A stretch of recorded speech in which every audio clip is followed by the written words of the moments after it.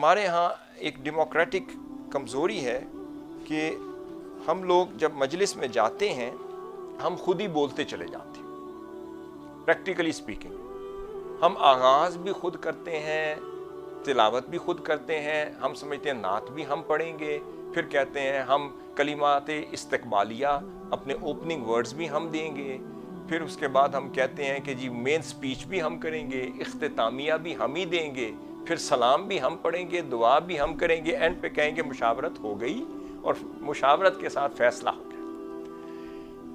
بات یہ ہے کہ دل کو راضی رکھنے کے لیے تو یہ ٹھیک ہے کہ آپ نے کارروائی کی، مگر جب تک آپ جمہوری تقاضے اپنی میٹنگ کے پوری نہیں کریں گے، نہ آپ کبھی سفر طے کریں گے، نہ کلیئرٹی سے آگے بڑھیں گے، نہ لوگوں کے دلوں میں جگہ بنا پائیں گے، نہ آپ کی لیڈرشپ گروم کرے گی، نہ ڈیولپ ہوگی، نہ آپ کے ساتھ ٹیم بلڈنگ ہوگی، نہ ٹیم ورک ہوگا، نہ آپ کی ٹیم آپ کے ساتھ ملے گی، نہ کانفیڈنس ملے گا. آپ تنہا رہ جائیں گے، اور جب مڑ کے دیکھیں گے جنگ والے دن تو اس دن آپ اکیلے ہوں گے، پوری فوج آپ کو چھوڑ کے جا چکی ہوگی. اس لیے the best leader is a person who is a good listener, I always say. سب سے پہلے اگلوں کو سننے کا ملکہ پیدا کر.